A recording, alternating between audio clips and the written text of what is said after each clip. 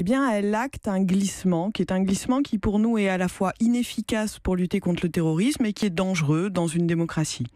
Elle donne des pouvoirs à l'autorité exécutive, c'est-à-dire le ministre de l'Intérieur et le préfet, sur des citoyens qui sont soit vous et moi, des pouvoirs de fouille dans l'espace public, des contrôles d'identité, et puis des pouvoirs encore plus durs d'assignation à résidence, de perquisition, contre des personnes auxquels on ne reproche pas la commission ou la préparation d'un acte de terrorisme, mais quelque chose de beaucoup plus diffus, un soupçon.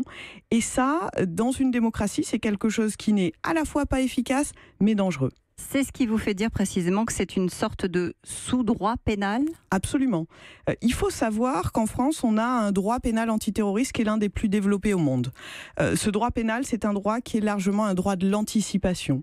Ça veut dire qu'il intervient avant même qu'un attentat soit commis et que la principale infraction qui est retenue, c'est l'association de malfaiteurs terroristes. C'est une infraction qui est déjà largement définie. On a des pouvoirs de police et de justice qui sont déjà très forts.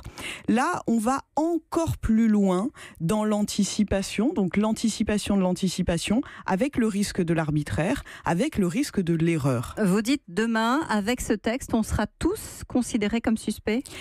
Dans la rue, oui, on sera tous considérés comme suspects dans la mesure Parce qu'en allant à l'école, à la crèche, emmener nos enfants par exemple, on sera obligé d'ouvrir nos sacs ? Absolument. C'est déjà le cas dans certains magasins ? Oui, c'est une chose à laquelle on s'est habitué, mais en réalité, si on va quelques années en arrière, on se rend compte que ça n'est pas si évident. Et puis là, la différence, c'est que un magasin, c'est un espace privé. La rue, c'est l'espace public et c'est la base de la démocratie. On est là dans un glissement qui, effectivement, nous considère tous comme suspects.